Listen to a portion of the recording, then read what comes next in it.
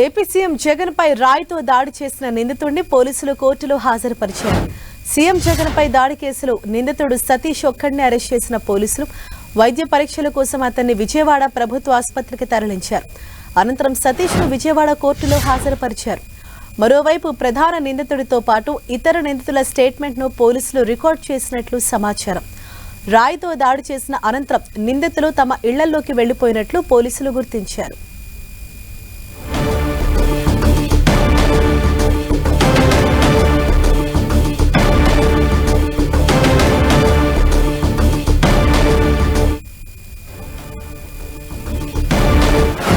CM Jagan పై రాయితో దాడి చేసిన నిందితుడు సతీష్ ని విజయవాడ కోర్టులో హాజరుపరిచారు పోలీసులు. అంతకుముందే విజయవాడ ప్రభుత్వ ఆసుపత్రిలో సతీష్ కు వైద్య పరీక్షలు నిర్వహించారు. అనంతరం కోర్టు ముందు సతీష్ ను హాజరుపరిచారు. అయితే ఈ కేసులో ప్రధాన నిందితుడు సతీష్ ఒక్కడినే పోలీసులు అరెస్ట్ చేశారు. అలాగే సతీష్ తో పాటు మరికొంతమంది నిందితుల్ని కూడా పోలీసులు అదుపులోకి తీసుకుని విచారిస్తూ ఉన్నారు. ఈ రోజు అంటే కొద్దిసేపటి క్రితమే సీఎం జగన్ పై రాయితో దాడి చేసిన ప్రధాన నిందితుడు సతీష్ ను విజయవాడ కోర్టులో హాజరుపరిచారు పోలీసులు.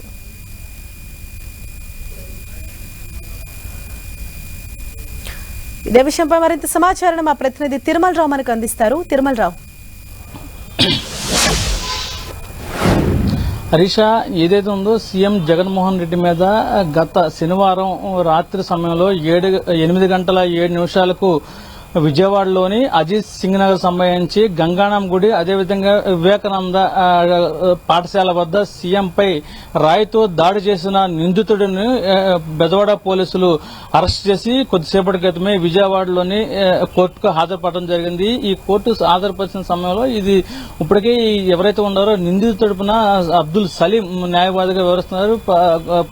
పబ్లిక్ ప్రాసిక్యూటర్ కూడా ఇద్దరు తమ వాదనలైతే వినిపిస్తున్నారు. ఈ రాయికి ఇతనికి ఎలాంటి సంబంధం లేదు, ఏదైనా ఎవిడెన్స్ మీ దగ్గర ఉందా అంటూ ఎవరైతే ఉన్నారో నిందితుడి తరపున న్యాయవాది కోర్టు ముందు ఉంచడం జరిగింది. ఈ కోర్టులో సంబంధించి అరెస్ట్ చేసిన సమయంలో అతనికి రాయి గాని అదేవిధంగా సీసీ ఫుటేజ్ గానీ ఏమన్నా మీ దగ్గర ఉందా అంటూ ఎవరైతే ఉన్నారో అబ్దుల్ సలీం ప్రశ్నిస్తున్నాడు. ఆ సమయంలో పూర్తిగా కరెంట్ తీసేస్తుంది. సీఎం కాన్వాయ్ మీద ఒక్క మీదే లైట్ వెలుగుంది. ఈ లైట్ వెలుగు కమ్మ చీకటి సమయంలో మీకు ఎలా ఇతనాన్ని మీరు గుర్తించారని చెప్పేసి అబ్దుల్ సలీం ప్రశ్నించడం జరుగుతుంది. ఈ కేసు సంబంధించి ఇతనికి ఎలాంటి సంబంధం లేదు, కేవలం మీరు పోలీసులు కావాలని ఇతన్ని అరెస్ట్ చేసి ఈ ముద్దాయిగా చూపిస్తున్నారు. తమ క్లయింట్ ఇన్నోసెంట్ అని ఎవరైతే ఉన్నారో నిందితుడి తరపున న్యాయవాది అబ్దుల్ సలీం తన వాదనలు అయితే కోర్టులో వినిపిస్తున్నాడు. మరో విధంగా ఈ కోర్టు సంబంధించి ప్రధానంగా పబ్లిక్ పీపీ కూడా ఒకటే వాదించడం జరుగుతుంది. ఈ కేసులో సంబంధించి సీసీ ఫుటేజ్ అదేవిధంగా ప్రజలకు సంబంధించిన పబ్లిక్ సెల్ ఫోన్లు తీశారు. పబ్లిక్ అనౌన్స్మెంట్ చేసిన సమయంలో 2 లక్షల పరిహారం కానీ పబ్లిక్ నుంచి వచ్చిన సమాచారం ఇది ఎలాంటి తప్పుడు సమాచారం కాదు. ఇతను కావాలని సీఎం మీద రాయి విసిరాడు. దీనికి కారణాలు పోలీసులు తమ సంబంధించిన ఫైల్లో పొందుపరిచారని చెప్పేసి ఇరు వర్గాల తమ న్యాయవాదులు అయితే తమ వాదనలు అయితే కోర్టులో వినిపించడం జరుగుతుంది. హరీష, తిరుమలరావు, అంటే సతీష్ ప్రధాన నిందితుడు అని చెప్పేందుకు పోలీసులు ఎటువంటి ఎవిడెన్స్ ను కోర్టులో హాజరుపరిచారు? ప్రధానంగా ఏదైతే ఉందో సీఎం జగన్మోహన్ రెడ్డి మీద రాయి దాడి చేసిన సమయంలో మొత్తము అతనితో పాటు 4 యువకులు సంబంధించి పోలీసులు విచారణ చేశారు. ఆ సమయంలో ఒక మహిళ వీడియో క్లిప్పింగ్ ఆధారంగా కూడా ఈ కేసు కొంత పోలీసులు ఉపయోగపడిందని చెప్పాలి. మరో విధంగా ఈ కేసు సంబంధించి విజయవాడ పోలీస్ కమిషనర్ కాంతినారాయణ టాటా మా దగ్గర ఎవిడెన్స్ లేవు, ఇది ఏదైతే ఉందో పబ్లిక్ నుంచి మాకు రావాలి, ఈ సమాచారం ఇచ్చిన వాళ్ళకి 2 లక్షల రూపాయలు నగదు బహుమతి ప్రకటించారు. ఈ నగదు బహుమతి ప్రకటించిన తర్వాత ఎవరైతే ఉన్నారో రాయి విసిరిన వాళ్ళని ఒకళ్ళు సంబంధించి పోలీసులకు సమాచారం ఇచ్చినట్టు తెలుస్తుంది.